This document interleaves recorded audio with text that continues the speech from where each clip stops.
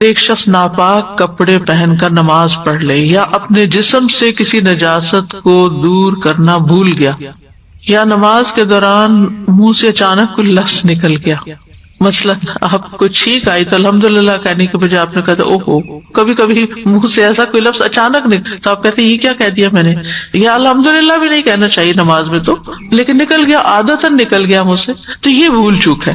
یا روزہ رکھ کے آپ نے فریج کھولا اور آپ کو پیاس لگی تو بھول کے آپ نے کچھ نکال کے پی لیا، یا احرام کے دوران آپ نے بھول چوک کر کوئی ایسا کام کر لیا، یعنی آپ گئے اور آپ نے حسب معمول خوشبو والے صابن سے اچھی طرح اپنے آپ کو دھو لیا، نہا لیا، بعد میں خیال اوہ میں تو احرام سے تھا، مجھے ایسا نہیں کرنا چاہیے تھا۔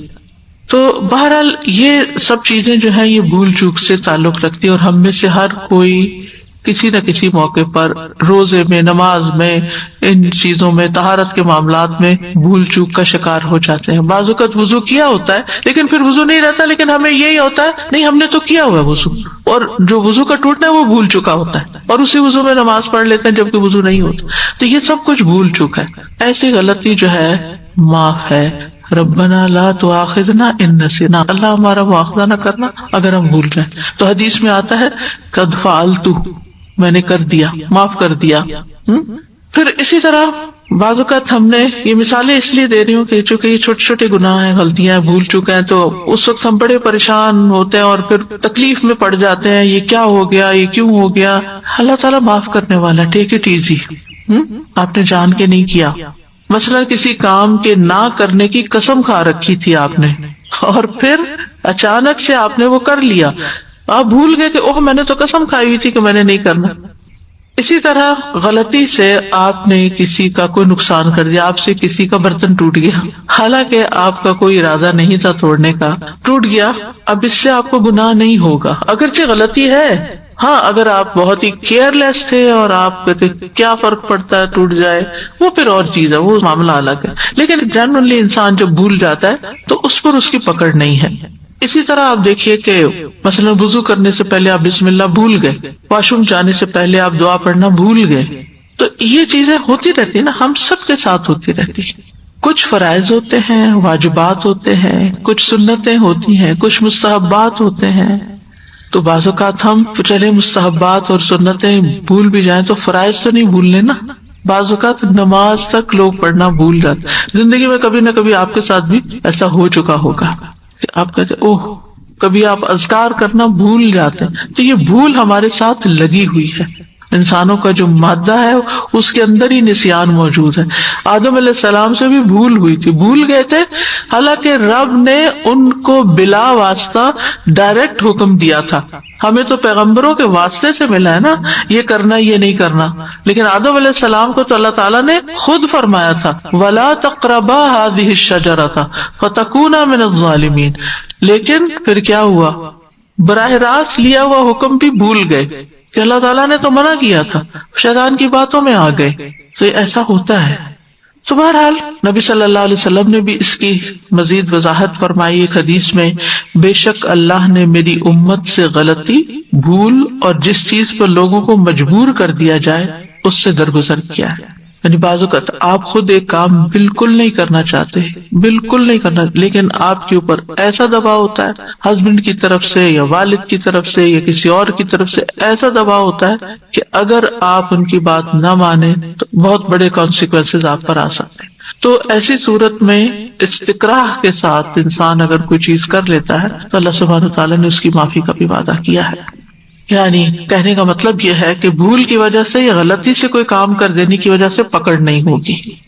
نبی صلی اللہ علیہ وسلم نے فرمایا جب کوئی بھول گیا اور اس نے کچھ کھا پی لیا تو اسے چاہیے کہ اپنا روزہ پورا کرے، کیونکہ اللہ نے اس کو کھلایا اور اسی نے پلایا۔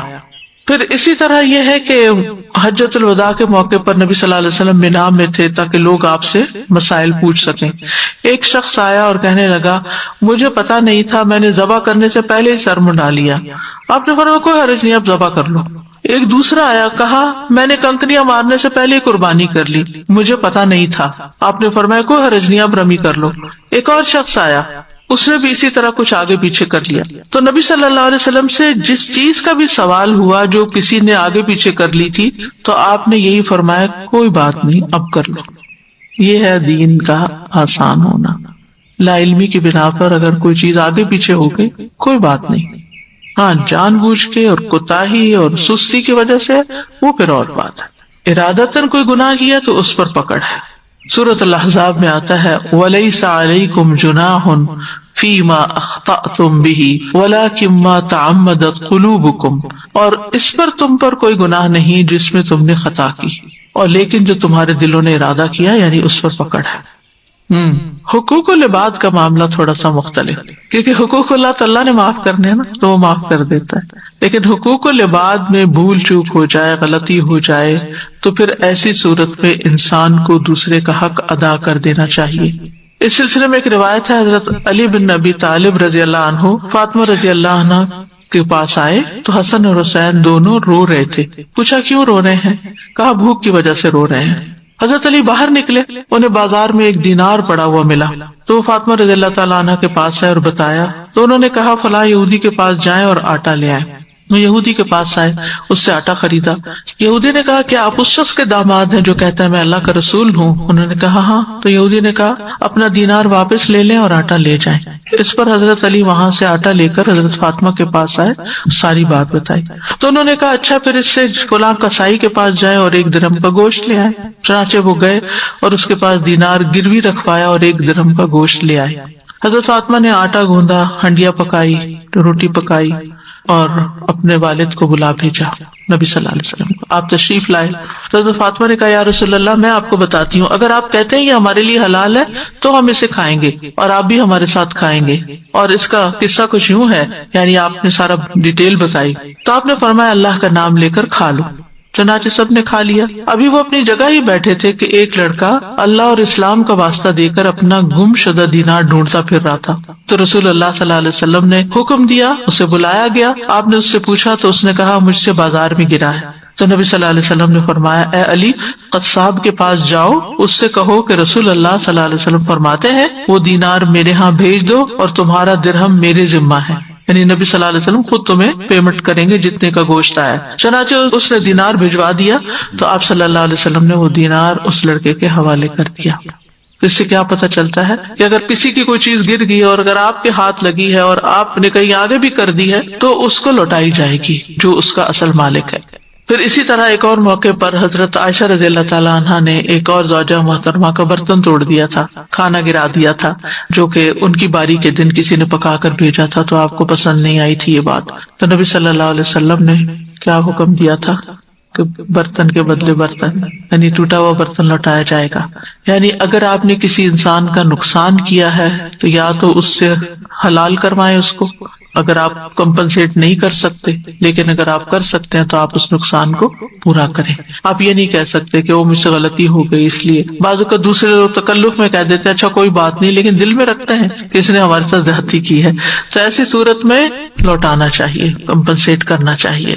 اسی طرح اگر آپ سے بھول چوک میں کسی کے خلاف کوئی بات ہو گئی ہے، کوئی کمنٹ آپ نے ایسا دے دیا ہے کہ جس سے دوسرے کی حق تلفی ہوئی ہے اور آپ کو اگر حقیقت پتہ چل گئی ہے تو آپ معافی مانگ لیں، معذرت کر لیں کہ مجھے پہلے پتہ نہیں تھا. اسی طرح بعض اوقات ہم کسی آرگیومنٹ میں اپنے نقطہ نظر پہ اڑ جاتے ہیں حالانکہ ہم درست نہیں ہوتے. ایسی صورت میں جب ہمیں صحیح علم ہو جائے تو ہمیں رجوع کر لینا چاہیے. اسی طرح ہم اگر دین کے معاملے میں کسی ایک طریقے پر عمل کر رہے ہیں لیکن اس سے بہتر طریقہ معلوم ہوا ہے تو بہتر کو اختیار کر لیا جائے اور اپنی لا علمی کی وجہ سے جو کم درجے کی چیز ہے اس پر اصرار نہ کیا جائے. پھر فرمایا ربنا ولا تحمل علینا اصرا کما حملتہ علی الذین من قبلنا. اے ہمارے رب، یہاں پھر ربنا کی تکرار ہے کیونکہ بابرکت نام ہے اور اللہ سبحانہ وتعالیٰ کی مہربانی طلب کرنا ہے، اس لیے ربنا ایک قریب کا صیغہ استعمال کیا گیا ہے. ولا تحمل علینا اصرا، ہم پر کوئی بوجھ نہ ڈالنا. اسر بوجھل اور بھاری چیز کو کہتے ہیں. یہاں مراد ہے شرعی تکالیف اور ذمہ داریاں، یعنی جو اللہ تعالیٰ نے ہم پر ذمہ داریاں ڈالی ہیں یا ہمیں کوئی احکامات دیے ہیں. کما حملتہ علی الذین من قبلنا، جیسا کہ آپ نے ان لوگوں پر وہ ذمہ داریاں ڈالی تھی جو ہم سے پہلے تھے، پچھلی اقوام پر، یعنی اشارہ ہے یہود و نصارہ کی طرف. آپ کو معلوم ہے کہ جب بنی اسرائیل نے بچڑے کی عبادت کی تھی تو ان کو توبہ کرنے کے لیے کہا گیا تھا، لیکن توبہ کی شرائط میں سے کیا تھا؟ ایک دوسرے کو قتل کرنا۔ کتنا مشکل کام تھا، اگر عملی طور پہ آپ دیکھیں تو یہ کچھ آسان نہیں تھا۔ یعنی تمہارا یہ شرک معاف ہو جائے گا ہاں اگر تم یہ ساتھ کرو۔